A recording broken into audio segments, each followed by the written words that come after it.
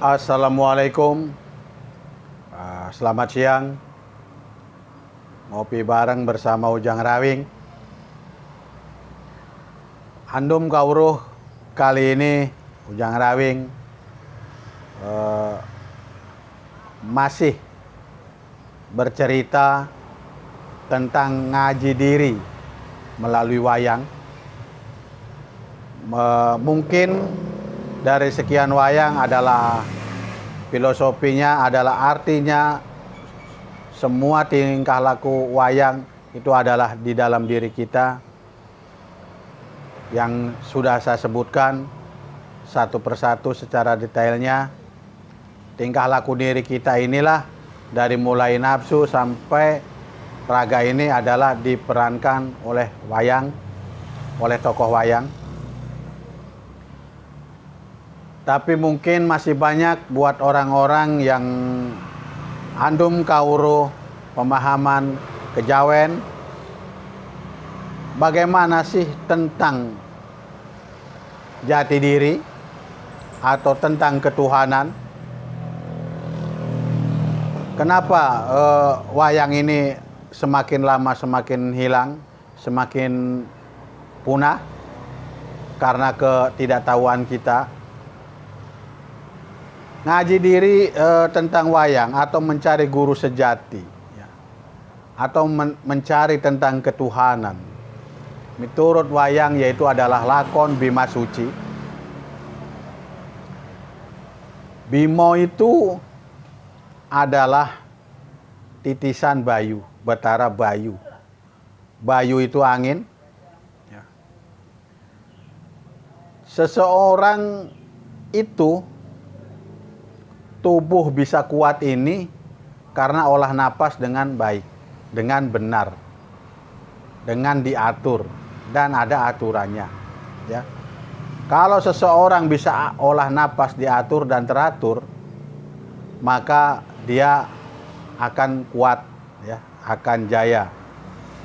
Kenapa begitu? Ngaji miturut Bima. Kenapa Bima itu kepalanya di depan kecil, di belakang besar, ya, di belakang gede? Artinya napas manusia ini depannya itu lebih kecil daripada keluarnya. Masuknya tuh, nah itu lebih kecil. Nah keluarnya itu lebih besar. Ini artinya masih wajar. Lalu yang istimewa yang seperti apa? Yang istimewa ini adalah keluar masuk sama. Nah kalau keluar masuk sudah sama, takarannya apa? Coba kita lihat di hidung. Kalau kita masih pilek, artinya belum sama, belum seimbang. Kenapa? Artinya keluar napas di hidung kita, yang satu panas, yang satu dingin. Makanya kita masih mempunyai penyakit pilek. Kalau dia sudah sinkron, sudah sama, panas dingin sudah tidak ada, yang ada hangat. Nah, itu artinya udah sama, udah seimbang. Itu yang pertama adalah orang yang mencari jati diri ini adalah olah napas yang benar. Lalu yang kedua apa? Yang kedua adalah cari banyu perwitosari, air kehidupan, sumber panguripan, banyu panguripan. Nah, yang tadi adalah angin panguripan, angin kehidupan. Makanya dibahasakan di wayang adalah gongko susing angin, galih kangkung tengah yang bolong. Artinya dalam diri kita ini adalah kosong, bolong melompong, tidak ada apa-apa. Makanya kita cari galihnya tidak akan ketemu, kecuali dia sudah diisi dengan oleh pusatnya angin. Lalu setelah di gunung nyari pusatnya angin kemana? Dia ketemu dengan namanya jin raksasa, 2. Lalu Bima itu harus perang dengan dia. Artinya, di saat kita mencari jati diri kita ini, ada yang menghalangi, yaitulah jin kamurkan, emosi, amarah, jengkel, ambek. Nah di situ itu harus bisa kita kendalikan. Akhirnya datanglah si jin tadi. Bagaimana cara mengendalikannya si Bimo? Si Bimo itu tetap bisa menaklukkan itu. Artinya dia bisa mengalahkan Hawa itu semua. Dan ternyata dari amarah-amarah itulah, dari ambek itulah, dari kekecewaan, dari kekesalan itulah, Bima bisa mengatasi dua jin dan akhirnya bisa menuju arah kebaikan dari keburukan tadi. Ternyata dari keburukan tadi itu adalah sebuah ujian dari Dewa Betara Bayu sama Dewa Brahma yang sengaja menguji Bima sampai di mana tingkat kesabarannya dia yang sedang mencari jati diri. Lalu dia berkata, apa yang kamu cari, angin gongko suseng angin, galih kangkung tengah yang bolong itu tidak ada. Ya. Akhirnya Bima tidak percaya. Pada akhirnya dia percaya dan akhirnya dia datang lagi kepada guru, yaitu adalah gurunya itu adalah Dorna. Dorna itu adalah otak sensi. Akhirnya Bima bertanya, selanjutnya apa? Selanjutnya adalah mencari banyu Perwitosari. Itu artinya banyu paling bening, banyu panguripan. Adanya di tengah yang samudra, di tengah lautan, ya, tengah samudra. Samudra di sini artinya atau lautan di sini bukan lautan yang ada di perbatasan-perbatasan negara, bukan lautan itu. Tapi lautan di sini itu adalah lautan di dalam diri, yaitu hawa nafsu. Ya.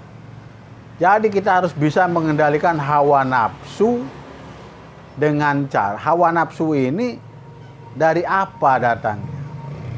Nah, banyu panguripan inilah yang bisa nentermin hawa nafsu tadi. Hawa nafsu amarah itu tadi bisa ditentermin dengan banyu panguripan. Banyu panguripan ini yang udah saya sering ceritakan di video-video sebelumnya. Mungkin akan saya jelaskan lagi.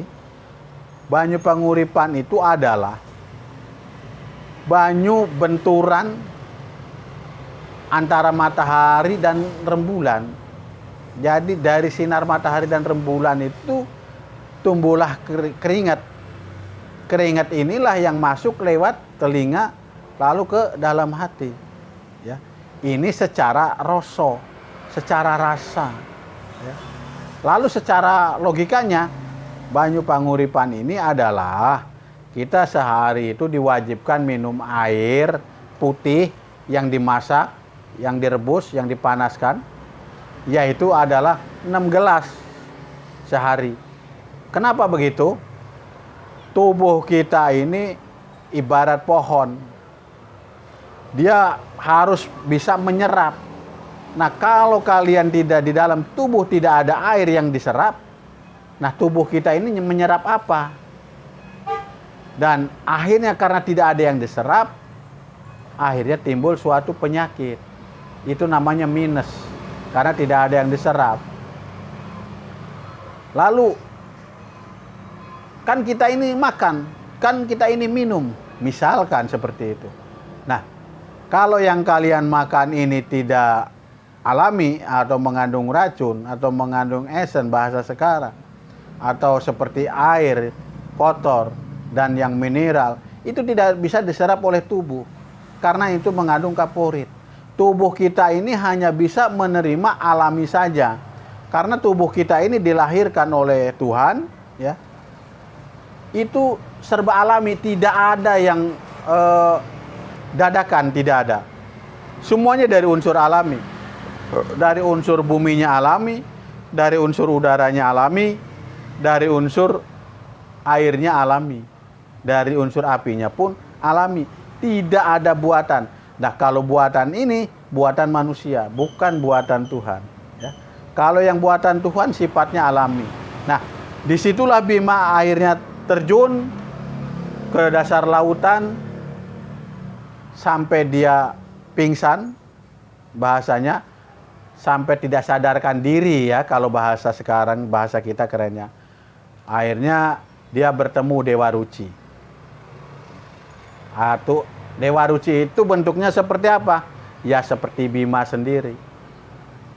Cuman bedanya kecil.